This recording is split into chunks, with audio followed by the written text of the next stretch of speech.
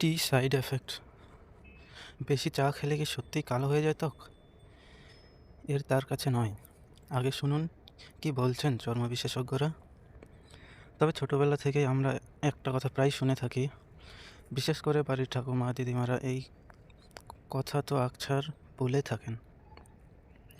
চা বেশি খেলে নাকি গায়ের রং কালো হয়ে যায়, কালো হয়ে যায় ঠোঁট। গত কয়েকদিন জাঁকিয়ে ঠান্ডা পড়ছে রাজ্যে, থেকে থেকে একটু গরম চা বা কফি না খেলে যেন টিকে থাকা মুশকিল হয়ে যাচ্ছে। বছরের অন্যান্য সময়ের তুলনায় শীতকালে যেন চা খাওয়া একটু বেশিই হয়ে যায়। অনেকে সামনাসামনি এই কথা তুড়ি মেরে উড়িয়ে দিলেও মন থেকে সন্দেহটা একেবারে ঝেড়ে ফেলতে পারেন না। তাই বাইরে কিছু না বলেও ভিতরে ভিতরে চা খাওয়া কমিয়ে দেন, নয়তো ছেড়ে দেন। কিন্তু এই কথাটার আদৌ কি কোনো সর্বত্র আছে? কি বলছেন চর্ম বিশেষজ্ঞরা?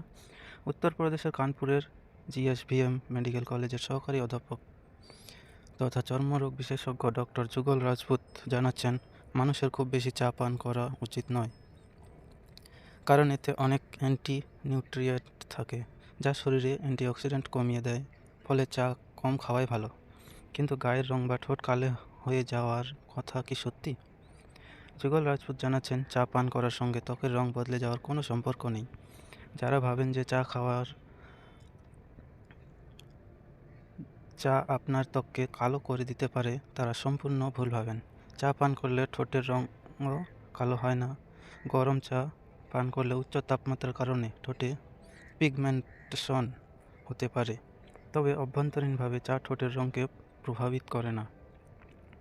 ডক্টর যুগল রাজপুতের মতে, ত্বকের রং কোনো কিছুতে স্থায়ীভাবে কালো হয় না, বা কোনো কিছু মেখেও তা স্থায়ীভাবে উজ্জ্বল করা যায় না। আমরা অনেক ক্ষেত্রেই ফর্সা হওয়ার জন্য কসমেটিক ক্রিম ব্যবহার করে থাকি, এমনকি চিকিৎসার মাধ্যমেও ত্বকের রং ফর্সা করার চেষ্টা করেন অনেকে, কিন্তু এর প্রভাব বেশি দিন স্থায়ী হয় না। ধীরে ধীরে ত্বক তার স্বাভাবিক রঙে ফিরে আসে। শীতে ত্বক সুস্থ রাখতে প্রচুর জল পান করা উচিত এবং শরীরকে হাইড্রেটেড রাখা উচিত। মৌসুমি ফল ও সবজি খেতে হবে সাথে। এছাড়া ভিটামিন সি সমৃদ্ধ প্রচুর পরিমাণে খাবার খেতে হবে। এটি প্রাকৃতিক উপায়ে মুখে উজ্জ্বলতা আনতে পারে।